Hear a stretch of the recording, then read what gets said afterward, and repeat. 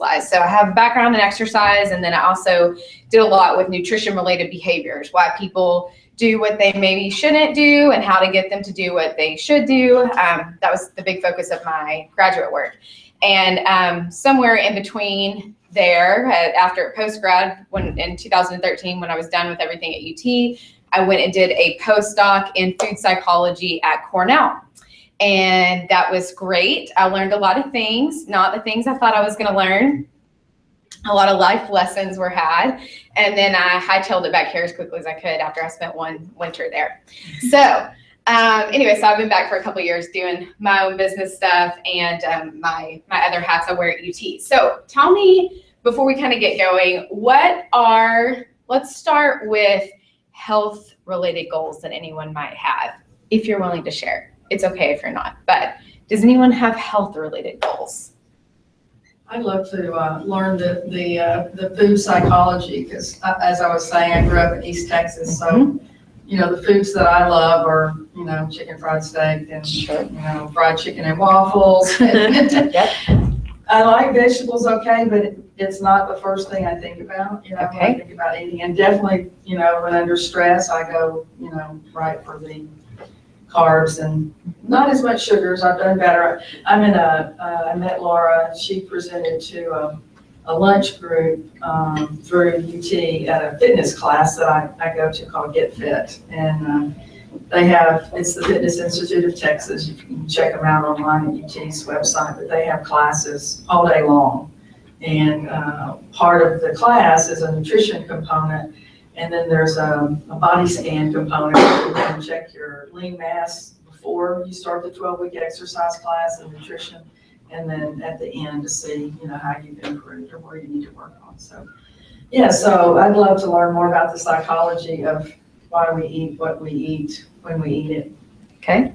Yeah, I work with people about that type of stuff. Of course, it's complex, and there's lots of places we can, I don't want to say work on, but there's plenty of options for things that we could address related to that.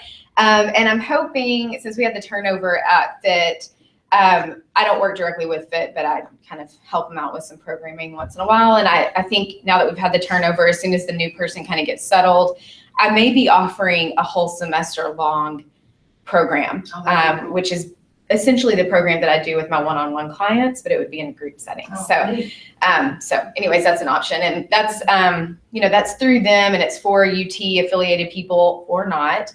And hopefully it happens sometimes where I'll have a group that's kind of an intact group, and there's enough people that have the same goals that I can do that with people off campus too. I mean, my personal business is not affiliated with UT, so I'm a free agent. I do whatever I want with that. So, okay, great. Any other kind of health related goals that anyone has? Yeah, Kyle. Yes. I guess I'd say that with me, I travel quite a bit more. It's Okay. kind of a new adjustment in the past year. Okay. And so I thought Major. I had the eating healthy, working out lifestyle figured out. Yeah. And it's kind of gone out the window this year. Yeah. And so trying to figure out how I can do that better would be something that's Okay. probably high on my list this year. Okay, cool. Well, this is good for me to know. I just like to know who I'm talking. Sometimes if I'm like on the ball that day, I can come up with examples that are pertinent to the people I'm talking to. Sometimes I can't, but most of my stuff I go naturally towards food related things, and weight loss I work with a lot of people with that, and then physical activity, incorporating it if people are starting a new program or maintaining it, wherever they're at. So, okay. So what about some professional goals, just in general? Share with me kind of what y'all are aiming for. I'm sure people are at different parts in that journey. So if there's a couple of people that want to share with me, kind of let me know where you're at. Like, what would your dream job would be, or how you would like to feel at work, or? Whatever professional goal means to you. I'm not here to put constraints on that. So whatever that means to you at this moment here in this room today. Well, finding happiness at your job, I think, is important. Okay. Can be quite challenging sometimes. Okay. Yes, I feel you on that one. Been there. Okay. Anybody else have a professional goal they want to share? Yeah. I guess learning learning skills faster, Great. technical ones. Great. To be able to do more in a short amount of time. Yes, love it. Okay, wonderful. This gives us some context from which to work. So I hope that you'll keep some of these things that we've put out there in mind as we talk today. Mostly, I want you to keep in mind the big picture. So I work from a holistic, oh, sorry, I'm not used to this clicker. Down is the way to go. I work from a holistic health model. And basically that means that our working definition for that is that it's an approach that acknowledges the dynamic process, so many moving parts, constantly changing, of achieving our individual potential with multiple dimensions. And oftentimes we kind of get stuck in a rut in one or two of these dimensions. So a lot of people I talk with, they're stuck in their physical dimension maybe because they're trying to work out or they want to change their body in some way. Professional goals cross over all of these things. I'm sure you've felt these in your work-related things at different points in time. So obviously intellectual, and we bring our emotions to it, certainly a social component of that. I think most of the things I have to talk with you about today fit under this spiritual aspect of it. And really with this, maybe you don't think it does. Maybe you don't call it that. It's okay. I'm really not, I don't care. I'm not that concerned with labels, but this is more just to illustrate the point that when we maybe address some of these other things and we put all of our efforts in that area and put all our eggs in that one basket, if we can kind of shift a little bit to work on something else that seems unrelated or less related than addressing some of these other things, we might actually see progress in some of the areas where we've been like spinning our wheels for a while. So if you have some professional goals or your professional life has been really taking the spotlight for a while and it feels scary to let go of some of those or kind of to pull back a little bit, that's good. We want to move towards discomfort. If it feels a little bit scary, let's try it out, get some feedback, tweak some things. So I would encourage you to maybe focus in a different area for a little bit and see if you see some differences or at the very least feel a little bit more peaceful inside, even if you don't see these overt changes overnight. So what is spirituality? Since I've decided that that's kind of where it fits, you can call it whatever you want, but let's just get an idea of what this is. So it's your sense of peace, your sense of purpose, and your sense of connection to others. It might be your ideas about the meaning of life. And you might think about it as your relationships, plus your values, plus your overall purpose in life, which feels kind of scary sometimes, trying to figure out why am I here? What is my purpose? So if that feels scary, maybe just focus on the other couple of things for a little while. How can we cultivate peace? If we want to talk about finding peace in our lives, developing spirituality, what does that mean? So I'm going to talk to you about a few of those ways that I feel like might be helpful today. So the first one we're going to start with is meditation. I know I have at least a couple of meditators in the room. Anybody care to share who meditates on a regular, semi-regular basis? Okay. Try to Good. fail. Yeah. So, I mean, I feel like if you're raising your hand, then you can call yourself a meditator. Maybe even if you're not raising your hand, if you've ever done it or if you've done it like once a month, maybe even. I mean, it's just that you kind of know what that is. You've tried it out maybe. I say you're a meditator. So what is meditation? It is the practice of turning your attention to one point of reference. So this might be a word, it could be your breath, it could be some sort of bodily sensation, just focusing in on one point of reference. It's also focusing on the present moment and away from distracting thoughts, but sometimes that feels really big when we say that. It's like, okay, well, how do I focus on the present moment? Well, that's when we go back to the first one, which is one point of reference. That's what we mean by focusing on the present moment. And it could be the breath is the easiest way that we can kind of start with this. It's also receiving your thoughts and feelings in the moment without judgment. So you don't have to change your thoughts and you don't have to follow your thoughts and do what they tell you to do. You're just acknowledging them, staying open to it, not resisting them, and accepting whatever is happening in the moment.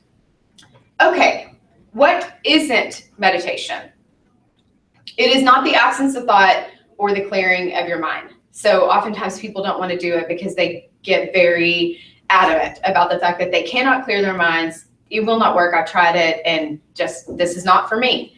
Well, that's not what it is. So that you can find another excuse now. It's not something that you need to be good at or in order to reap the benefits. And actually, I don't even know what good at it means. That's kind of the joy of it, is that there's no ultimate skill goal. You just do it or you don't do it. That's it. And you just try to approach it with like some amount of neutrality and not worry about, am I good at this?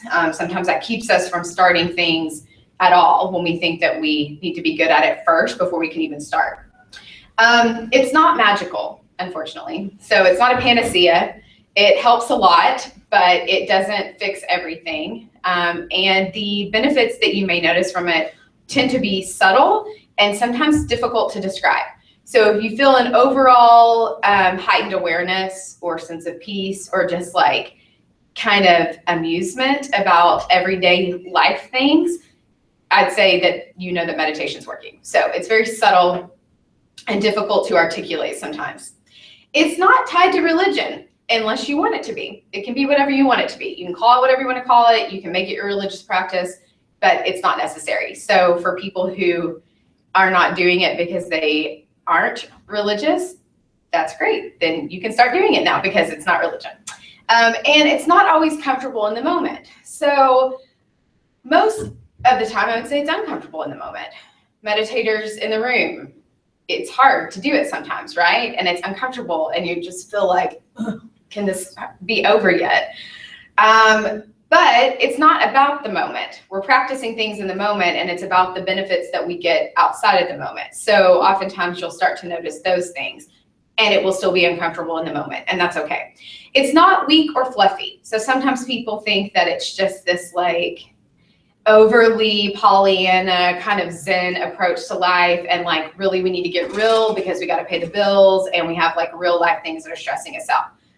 It's not weak to do this, because most of the time we are unaware of the feelings and the thoughts that we're having in the moment because we're distracting. So we start to feel something uncomfortable come up, a feeling of inadequacy, stress about something, anxiety about something in the future, worrying about something that's happened.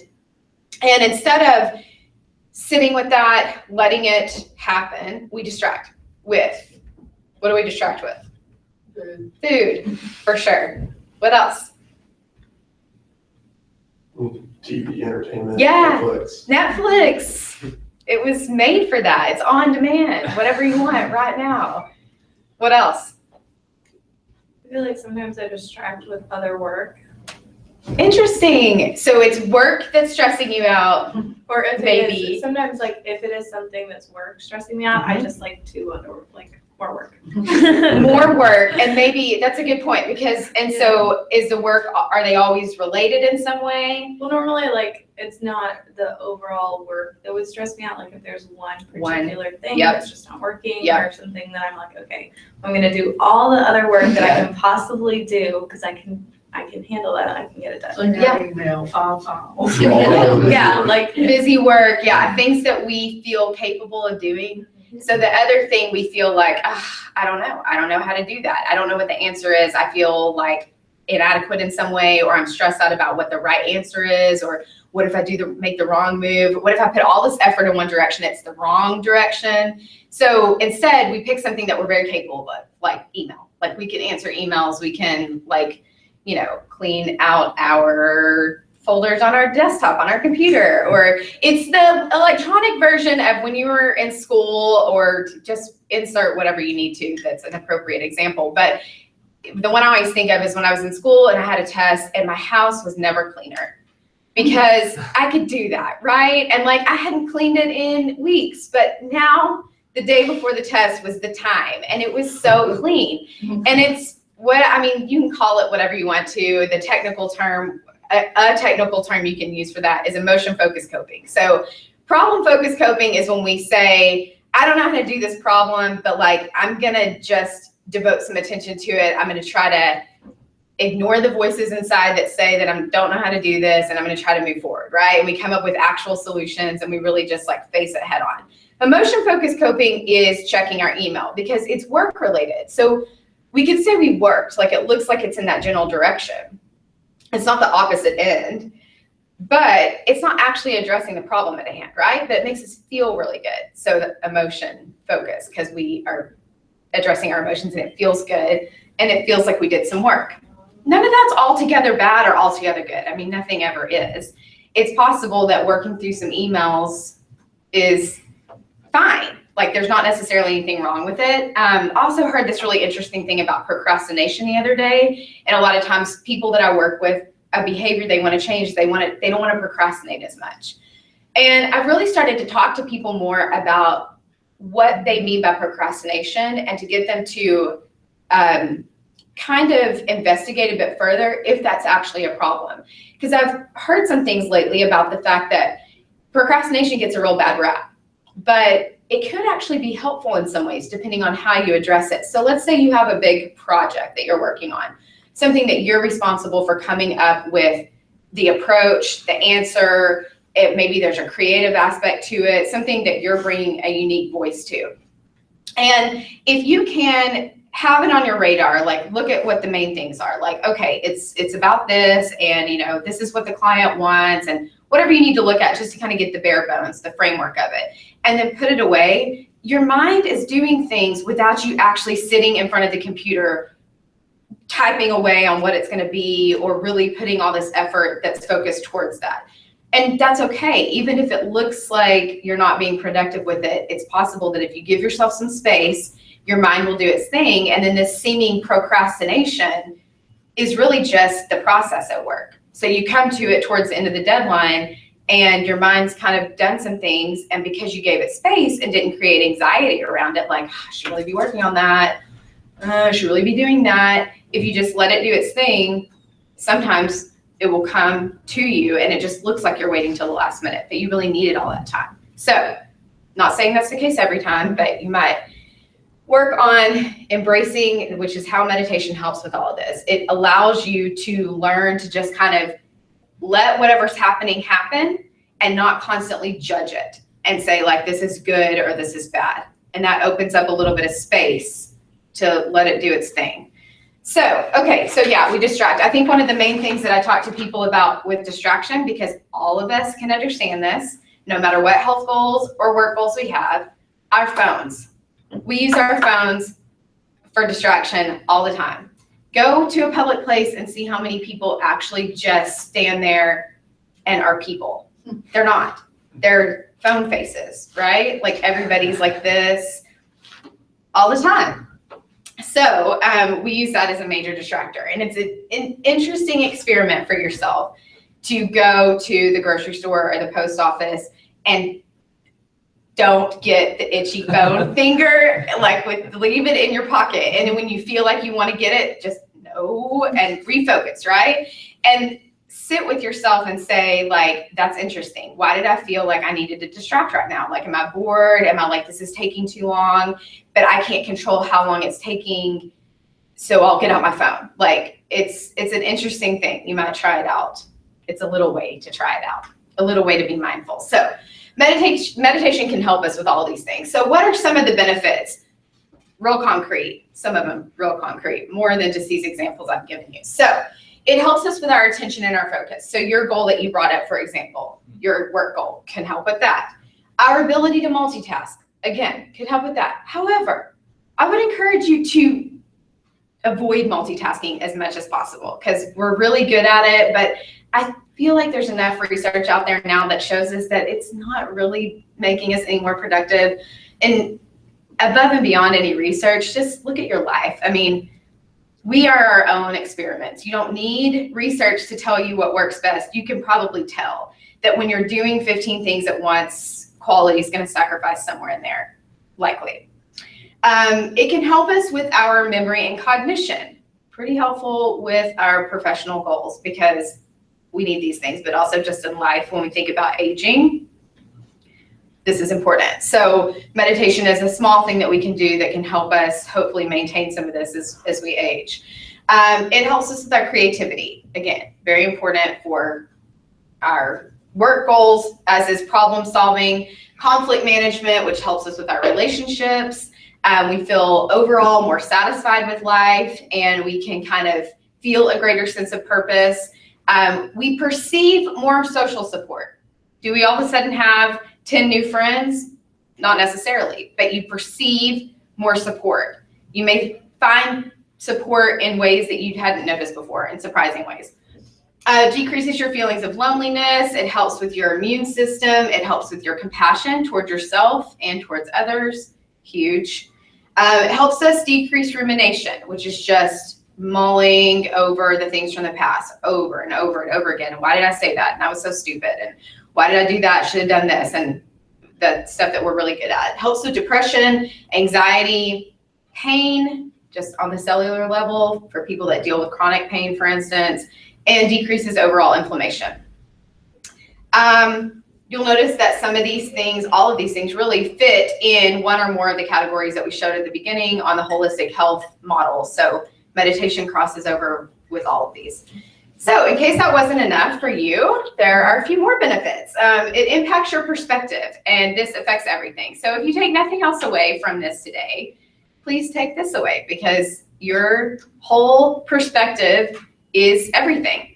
And you get to decide how that is. We just always don't know that we have that choice, and we're not always as able to see what the choices are, what the options are, when we're crowding it out with multitasking and rumination and those sorts of things. So meditation can help us with that. It allows us to practice noticing, meaning that we may just start noticing things that we haven't noticed before because we've been in this practice of being more mindful. That's another one of those things I was talking about that may start to happen that's harder to articulate, and it's pretty subtle, but you'll notice that you're noticing more. Sounds abstract. It's okay. If you try it out, you'll probably see what I'm talking about. So part of this is that it helps you learn how to give yourself some space to think more clearly. Definitely helps us in what we're trying to accomplish professionally, and react in ways that you want. This is key because we work on autopilot all the time. We've done the same things over and over because we've had the same thoughts over and over. Same thoughts have been playing in our heads for years.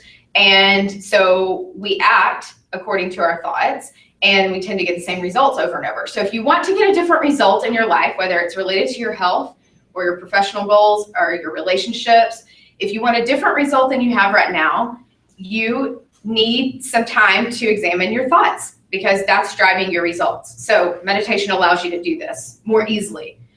And this really helps you to react in the new ways that you want to. So you can form new habits instead of just defaulting to the old ones over and over again.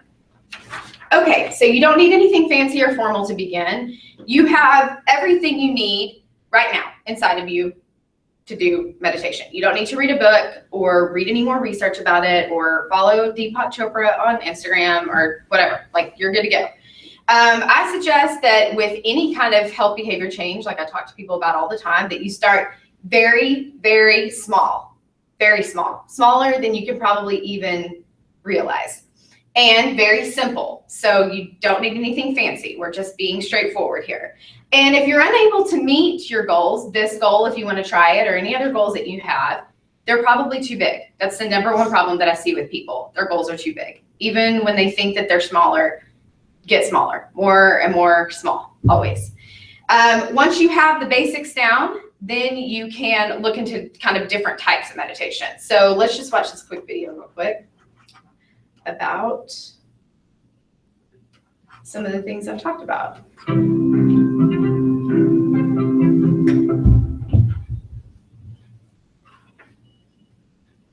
Despite what you may have heard, meditation does not involve joining a group, paying any fees, wearing any special outfits, sitting in a funny position, or believing in anything in particular. It is simple, secular, scientifically validated exercise for your brain. You don't have to do it yet, but just so you know, here are the 3 steps. 1, sit with your back straight and your eyes closed. 2, notice the feeling of your breath coming in and going out. pick a spot where it's most prominent. Usually that's your nose or your chest or your belly, and just focus your full attention on the feeling of your breath coming in and going out. Now, as soon as you try to do this, your mind's going to go nuts. You're going to start thinking about, what am I going to have for lunch? Why did I say that dumb thing to my boss? Your brain's going to go nuts, and that's fine. The whole game is to notice when you've gotten lost and to start over, and then to start over again and again and again. Every time you do that, it's like a bicep curl for your brain, and it shows up on the brain scan. Scientists have found this in the lab. It's also, by the way, a radical act. You're breaking a lifetime's habit of walking around in a fog of projection and rumination, and you're actually focusing on what's happening right now. Meditation is unlike anything you do in the rest of your life. Failure is actually success. As I said, the whole game is just trying, failing, starting again, failing, starting again. Here's my advice. You should be meditating every day, 5 to 10 minutes a day. That's it. This doesn't require some giant investment. I don't care how busy you are, you have 5 to 10 minutes to give this a shot. I guarantee you it will make a big difference. Okay, so he says 5 to 10 minutes. I say smaller, start smaller. Even if you've been doing it for a while, I say you could always do smaller. So we're going to practice together, and we're going to do 1 minute. That's what I suggest starting with. So I've got my timer set. Let's just talk about a couple of things before we get started. So as was mentioned, sitting straight, cross-legged, whatever, you could lie on your back. I mean, whatever. Just do, we're just going to do it, right? So obviously today, probably we're just going to sit, or like I'll stand. I stand a lot when I do this with people because I'm already standing. So again, these are suggestions. There's no one right way. You can do it however you want to do it. You're going to focus on your breath. Yes. So a couple of ways we can do that. We can try to think the words in when we breathe in and think the word out when we breathe out. So that's a way to focus on our breath. You could count your breaths if you want to. Your mind will wander, like he said, and that's okay. We want to welcome those wanderings. We welcome that to happen because meditation is us practicing a skill. It's a small, concentrated, and controlled practice so that we can take those skills out into the real world and actually use them, hopefully without even a conscious effort. It'll just start to kind of happen. So we welcome those wanderings because it gives you a chance to practice. And when you have those thoughts and they start wandering, you just want to acknowledge them and gently refocus. So we're not judging. We just receive the thoughts and we don't resist them and try to push them out and clear our minds again. So suggestions for that. I've heard it described as watching, well, some people say watching the clouds float by and you just observe them. I mean, that's fine, but I feel like for me, I needed a little something different. And I heard it described as watching balloons float by that have strings attached to them and you don't grab the string. So to me, that helps me a lot more because the idea is that you don't engage with every thought that you have. And that gives me a clear visual of how I'm not going to engage. Because normally I would see a balloon and I would grab it and I would start running with that thought, right? Okay, so we're just watching the balloons float by. Another suggestion I give to people is that a way that you can acknowledge your thoughts and gently refocus is that you can name them neutrally and then move on. So as soon as we try to do this, we start thinking of like, I've got that deadline, I got to pay that bill, I left the laundry in the dryer, I got to pick this person, whatever. All these things start happening. So when that happens, if you just say laundry, bills, and then of course the same things are going to keep coming up. So then you say laundry again, like 15 more times, right? So if we can just call it what it is neutrally and not engage with it and like label it with some value, like, oh, that was so dumb. I can't believe I did that. I always do that. I'm so stupid. That's like evaluating it in some way. So neutrally label it and let it float on by like it's a cloud or a balloon or whatever. Okay, so let's give this a try. I've got my timer set for 1 minute. So in 3, 2, 1, oh, you can close your eyes or you don't have to, whatever you want to do. Okay, 3, 2, 1, go.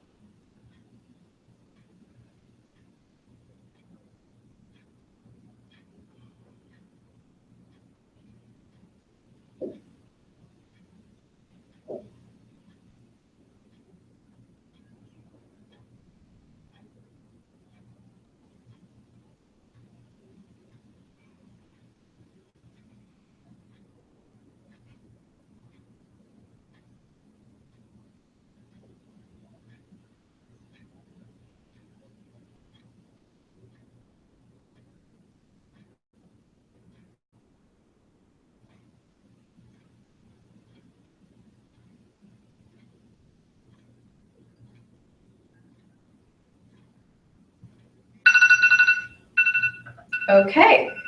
Oh my gosh, anyone else done the new iPhone updates? I really dislike it a lot. The alarm one's off. It's terrible. Also, can't copy and paste text messages anymore. Like, I want to tell the same people, I want to tell different people the same thing sometimes. Like, if It I have. depends on how you press the thing. You can't press too hard. Yeah. Oh my gosh, there's a pressing thing now. Yeah. And there's something else. Oh, I don't think you can put songs on repeat. I can't figure out how to do it. Like, what if I want to binge out to a song? I can't do that anymore. Or maybe I can. I just gotta figure it out. Yeah, so there'll be more updates, right? And then it'll come back around and I'll be able to do those things. We'll see. Okay, how'd you feel?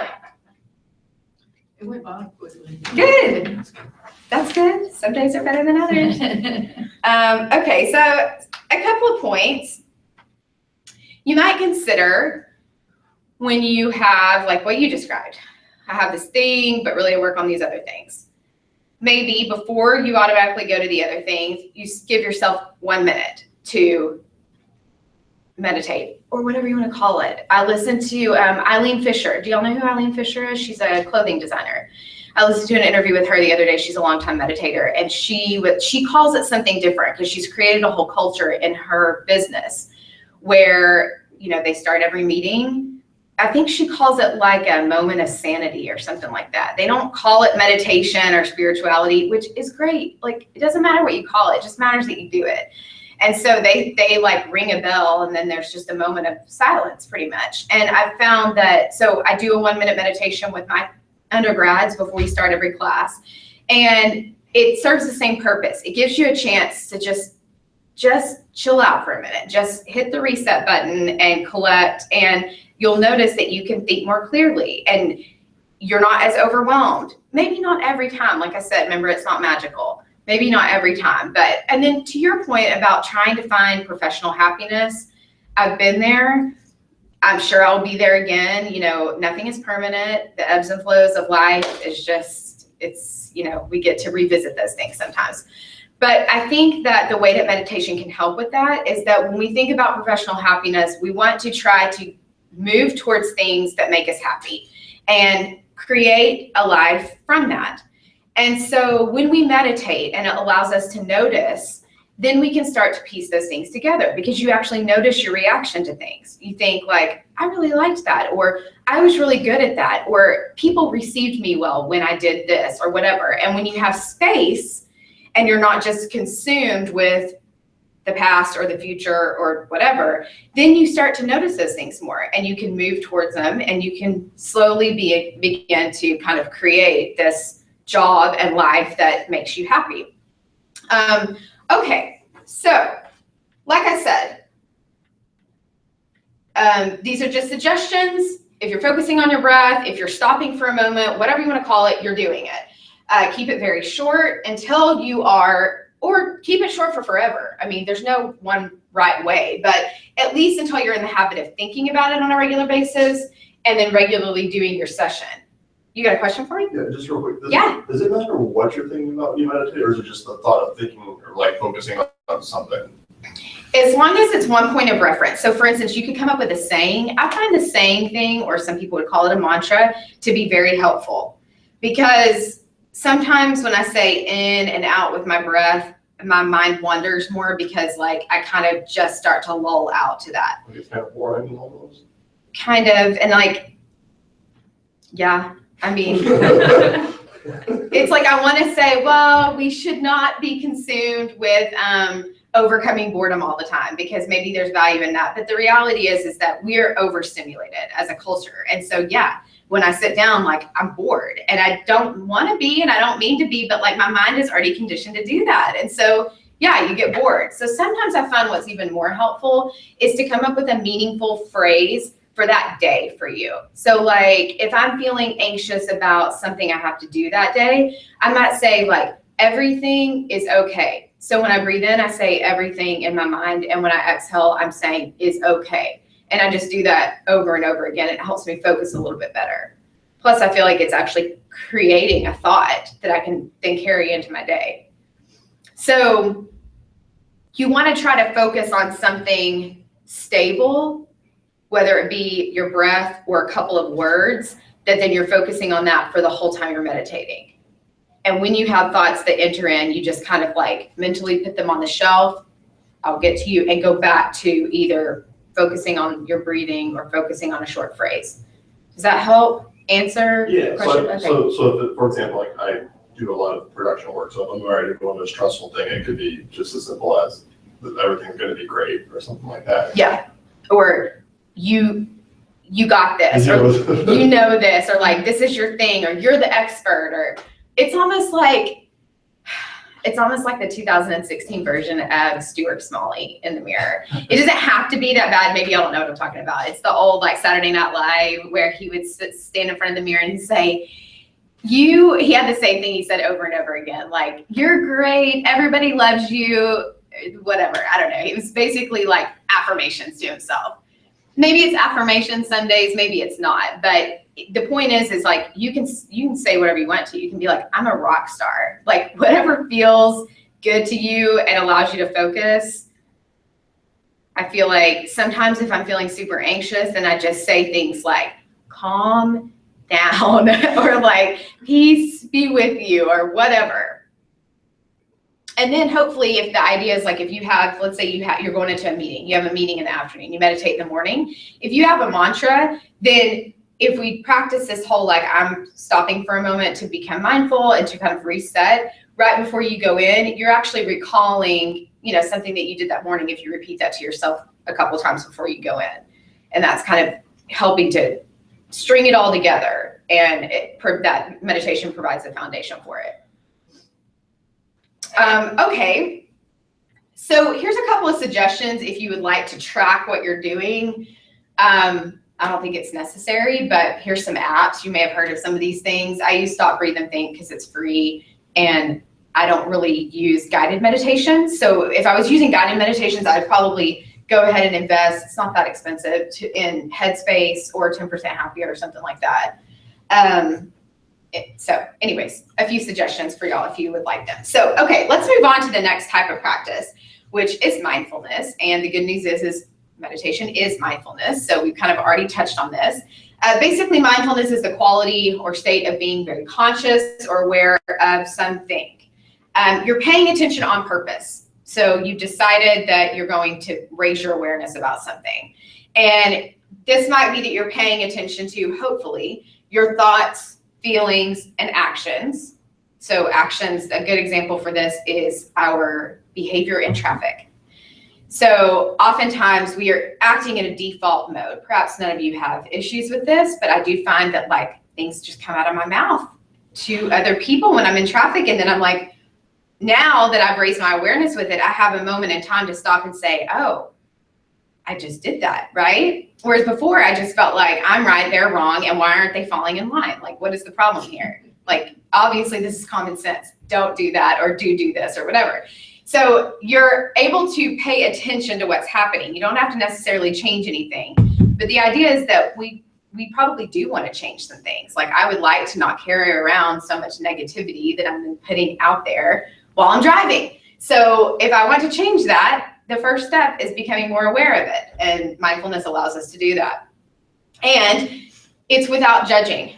So if I start spewing whatever words to someone in traffic, when I notice myself doing that, I just notice. I don't judge. I don't say, oh, Laura, why do you always do that? You're so negative. Like, can't you just, whatever. Like, I don't even go down that rabbit hole. I just notice, oh, that happened.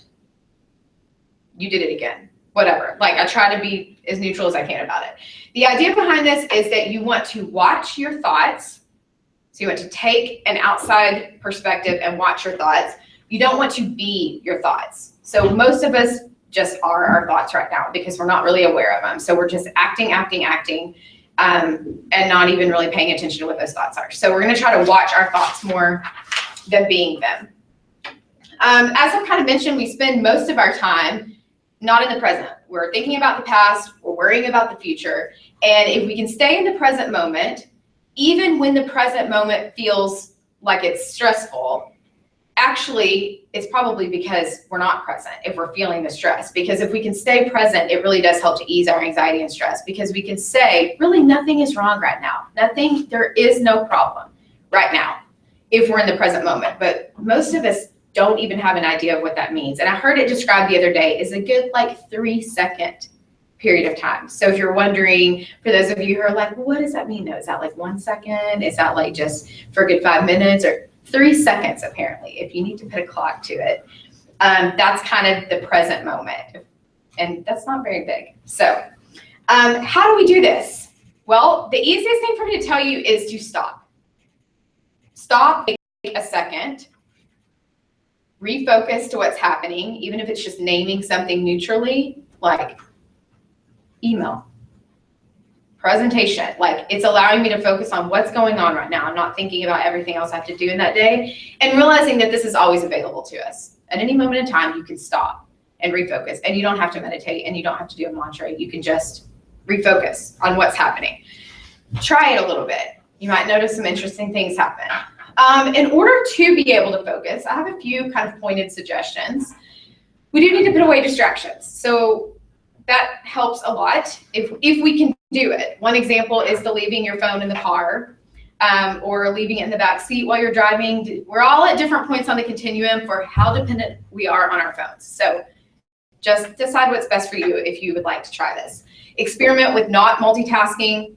Try to go out and be in nature, even if it's for 5 minutes, but try to do this every single day. Nature is one of the most amazing ways for us to just be and create more mindfulness. We don't have to do anything. Just walk out there and see like the amazing things that happen with animals and plants and whatever. So it's very easy. It's available to us. Maybe you sit outside to eat a meal. Of course, remember to put away your distractions, which is very hard, especially if you're eating alone. It's hard. Try it out. Taking time to notice the mundane. So more than just in nature, but just like the mundane things that happen in your houses and at work every day. And then I have to follow this up. Beth heard me say this before, eat more plants. So I personally follow a plant-based diet, and I have since like the end of 2007. It's a journey, and that's when the journey started. I work with a lot of people, and 99% of them do not want to do this. So it's not like it's the only way to do it. I understand the resistance. That's okay. But I would be remiss if I didn't point it out, because it's not why I got started on that type of diet. I really started for vanity reasons, and then just found all these other amazing benefits from it. One of which was that I was more mindful and aware of all sorts of things, not just food related. And so I feel like it's one way that you could increase your mindfulness if you're interested. Do you have some examples of easy plants to eat every day?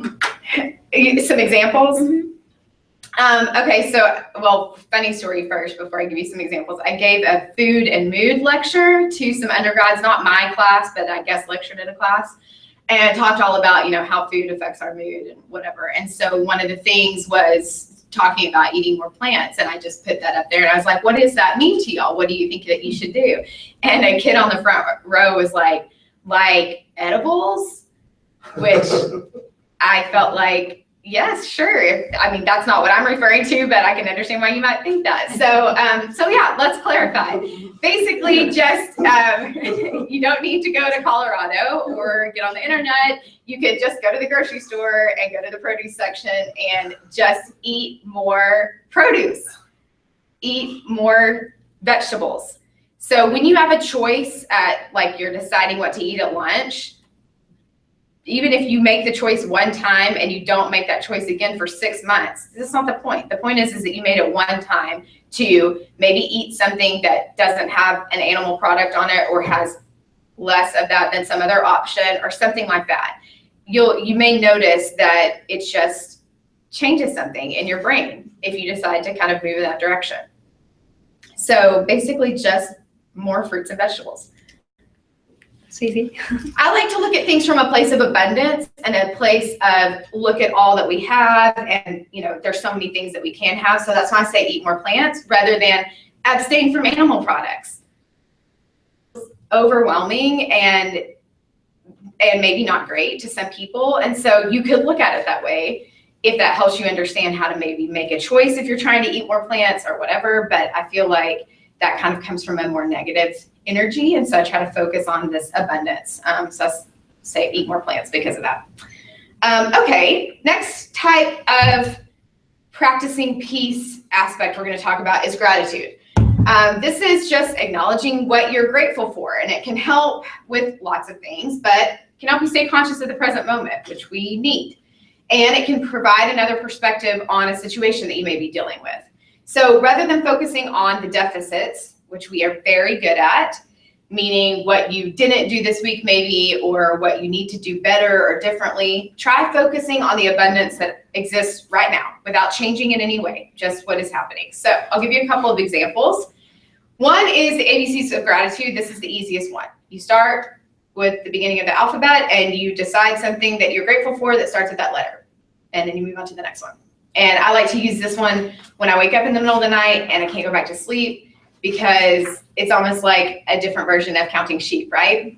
So I rarely get past like G, because sometimes it takes a while to think of something that starts with a letter of the alphabet. You might be surprised, but it's good. It like forces you to really take stock of what you're grateful for. Okay, the next one is what I call the bookend approach. So this is thinking of 3 things that you're grateful for that exist right now. First thing in the morning, you know that little space, it's kind of hard to describe, we're definitely not always aware of this, where you're awake, but it doesn't really consciously register with you that you're awake yet. So you're not moving yet, you're not doing anything, you haven't grabbed your phone yet. You're just kind of aware that you're awake, right?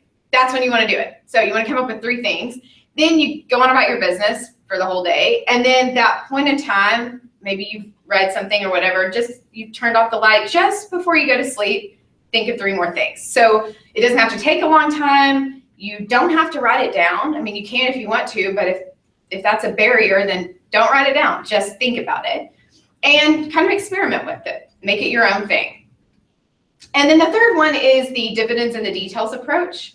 And this is just thinking of one thing that you're grateful for and including 3 to 5 details about it. So that's as opposed to thinking of several things. So oftentimes when we make a gratitude list, we're like, I'm grateful for my family, I'm grateful for my job, I'm grateful for my car, whatever. This would be taking, I'm grateful for my family, and then coming up with 3 to 5 specific reasons why. And it's going to be very personal to you, which is great, because it's going to be about your people and how y'all interact with each other. And so that's good. Personal is good.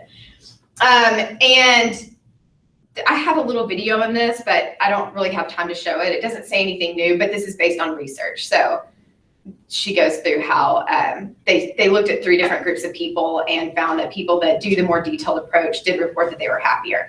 My thing is how I feel about any kind of research is there's not one right way to do gratitude. Like, do the detail and the dividends approach, or just do it, period. I think the doing it versus the not doing it is the more important part than like, did I do it right? And that's kind of across the board with everything, I feel like. Okay, the next practice of peace is creativity. So I'd like for you to think about ways that you could be creative. These may be things that you haven't visited for a while. So think back to things that you maybe did before you ended up where you are now with whatever family situation you have or job situation or whatever it is. Think back far and maybe jot down a couple of ideas just to get your mind kind of going. And this may be one of those things that you make a short list and then maybe don't do much with it, but it's a process. So you may start to notice things if you're also being more mindful and meditating. You may start to notice things in your environment or opportunities that kind of start to present themselves for ways that you could be creative in these ways that you maybe haven't been for a while. So I think the most important part of creativity that I would like to stress to you today is to keep some of these things in mind. So regardless of what you want to do or how you want to do it or whatever, I don't feel like that's the important part. I feel like this is important. This is something that's very personal to you. So you get to decide what it is. You get to make it your own, and you don't have to share with anyone. So a lot of times, so I call myself a personal wellness advocate, because a lot of the people that I work with have not thought about themselves, truly thought about themselves in a very long time. They're very consumed with other people, and that's not a bad thing. We need to interact with others and help others and whatever. But this is one way where I might can get somebody to start thinking about themselves again. So oftentimes when I talk to people about like being more physically active, they talk a lot about, well, my husband likes to walk, so maybe I could walk and then we could do that together. And I'm like, yeah, but do you like to walk? And oftentimes people don't even really know if they like to walk, for example. Sometimes people will say, well, I could walk the dogs because like that would be really good for the dogs. Yeah, it would be great for the dogs, but do you want to walk the dogs? Like, or does that feel like a chore that you just like need to mark off your to-do list? Because whether it's creativity or physical activity, this should be something that you feel like is something for you. It's giving back in some way, it's enriching your life in some way. It's not something that you're doing for somebody else necessarily. So you don't have to share this. Most importantly, I would encourage you to not have any rules around this activity. So oftentimes we have rules, and if you'll notice, maybe some of the things, if you used to do them as a child, for instance, perhaps somebody else imposed some rules on them, or maybe you did it competitively, and then that could be maybe why you didn't continue with it, is because there was some aspect of it that became not so fun anymore. So you might think about having no rules. So I have some artistic outlets that I do for creativity, and I never would have considered myself to be artistic. I feel like I'm a terrible drawer. I don't know how to paint. Like, I don't know how to do any of these things. So I just thought, I'm just not that type of person. More like analytical, and I like reading and spelling and things like that, right? So I was like, I'm just not creative. I'm not artistic. And when I started meditating and opening up space and like realizing like, oh, you could do things and not even be good at it, then I decided that I wanted to do them, because I didn't realize that the kind of like rigidity and rules around them were preventing me from actually taking a step forward. And then of course, it's so great when you have that part of your life, because we need the holistic approach, right? So enjoyment and continuation of whatever you decide to do should not be contingent upon someone else's approval or praise or awards you're winning or whatever. It should just be inherently enjoyable, the process to you, whatever you get out of that. So I would just encourage you to think about, I've made a short list here, think about some of the things that you like to do, and think about what you might need to get started. So if you haven't done this in a while, think about, do you need to go buy a drawing book or whatever, but not too many barriers. So a lot of times people are like, oh, I need to take that drawing class. If you want to take a drawing class, that's great. But if you think you need to in order to start drawing, maybe rethink that. You can draw whether you've had a class or not. So think about the barriers that you might be putting up to starting. Okay, the next one is self-compassion. And Dr. Kristen Neff does a lot of research. She's at UT. She does a lot of research on self-compassion. And she has conceptualized this term as the following things. First is self-kindness, so comforting yourself rather than judging yourself. That's difficult for most of us to do. Plus, common humanity, acknowledging that the difficulties that we all experience are a normal part of life. And actually, we can kind of connect through those rather than isolating. So acknowledging this common humanity. Plus, mindfulness. Great, we weren't even talking about that. She says that mindfulness is this kind of balanced approach to our thoughts and emotions, meaning that we don't downplay things when they're negative. We acknowledge that like, that sucked, or like, that's sad, or, maybe you're grieving, or so you acknowledge it, you don't downplay it, but you don't overly identify with it. So it's just finding this balance. That's how she describes mindfulness, finding the balance between your thoughts and emotions. And self-compassion can help us a lot with self-regulation. Okay, so self-regulation, you can look at this in different domains. So think about it from your business standpoint, maybe, certainly from a health goal perspective. First, you set a goal, right? Can everybody identify with that in some way? We've all done that at some point. Okay. Then you think about some behaviors that are going to get you to that goal. So behaviors in order to get you to the goal. Okay, then you start doing these and you monitor your progress. Okay. And then you do some sort of an assessment to see how this is working. Am I reaching my goal? Do I need to tweak things? What needs to happen there? So that's the gist of self-regulation. Okay. How can self-compassion help us with self-regulation? So first of all, I have this points for you. It can help us with our lower order goal selection. So when we choose a goal, that's the first thing that we would do. We have things that we call low order goals and high order goals. So a health example for you is that a higher order goal would be, I want to be healthy. That's big, it's abstract, and it's distal, right? Like it's going to happen at some other point. A lower order goal that helps me get to my higher order goal is that I want to eat more vegetables. That's like, I could do that today. Whereas healthy is like, I don't know, did I do that today? Like, it's kind of hard for me to tell. Okay, I can tell if I eat more vegetables today, at my next meal, whatever. So that's a lower order goal. When we are more compassionate towards ourselves, we can choose more realistic and appropriate lower order goals. That helps us, right? Because you don't want to set this, start doing behaviors, monitor, and get down here and have to like do an overhaul, right? So if we can start here picking more appropriate goals, that's helpful. That helps us get here to have less tweaking to do, right?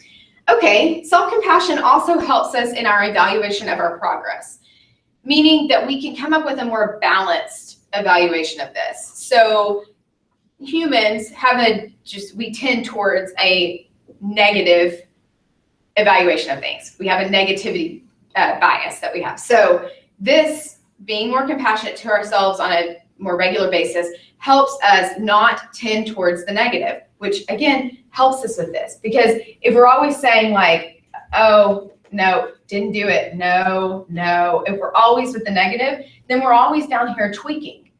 When if we trust and have more self-compassion, we trust we've done this well, we trust that this is more balanced, that helps us better do this last one, which is just then in turn a cycle. So along those same lines, self-compassion helps us with healthy processing of negative emotion. And this is helpful because we have a certain amount of resources to help us regulate things. Basically, we have a certain amount of resources to help us make decisions, whether that's over and over and over trying to decide not to eat the chicken and waffles, or whether we need to make decisions over and over in our business. That happens all the time. There's always decisions that need to be made. And we have a finite amount of resources that allow us to do that. It's like a little resource pot, right? And each time we have to decide to eat or to not to eat the chicken and waffles, that takes a little bit of our resources out that we might need to then make a business decision. So what I'm describing is the whole reason why Steve Jobs wore black turtlenecks every day. Because if I don't have to use any of my resources to figure out what I'm going to wear, I leave a little bit in the pot to make more important decisions, like how to fix the iOS 10 updates. Needs to be done. Somebody needs to figure it out, right? So in theory, you've less than resources to deal with that, right? Okay, so we're going to delay this resource depletion if we're kinder to ourselves, because self-regulation stores can be depleted when we have to constantly suppress negative emotion. So when we put a lot of energy towards suppressing negativity, we're depleting those resources. And self-compassionate people don't have to push that down as much. They're not constantly putting energy towards pushing it down. They're evaluating better. They're allowing it to come through. They're recognizing that this is a common thing that all people go through. I'm not alone. They're enveloping all of those things together. And it helps us have more stores to do more important things, professionally, personally, whatever. Questions about any of that before I move on to my one last piece, because I'm already like 3 minutes over? Okay. So the last one is laughter. Please make a pointed effort to actively seek ways to laugh, find funny in the mundane. It's really, it helps a lot, actually. And sometimes you feel like it's really the only choice you have, because sometimes things are pretty bad. Let's hope they don't stay that way for forever, but this might be your only option that you have. So I used to keep a little email folder with like funny clips and whatever, pictures. There was like a funny BuzzFeed list that went around for a while that was like, when you're in a bad mood, look at this list. And it was like, let yourself look at these cats and be happy. And it just funny things like that, right? So do whatever that means to you that can kind of help you if you're in a funk, be able to laugh. And as an advocate, I try to get you to focus on yourself, because some of us haven't done that for a really long time. So just realize that when you feel like you need to be of service to other people, your family, your coworkers, whatever it might be, sometimes the best thing that you can do for them is to do something for yourself. So I hope you'll keep that in mind. Here's my contact information. I've got cards on the table. I don't want to take up any more of your time, but I will stick around for a little bit if you have questions for me. So thank you so much for letting me come today. Thank you so much.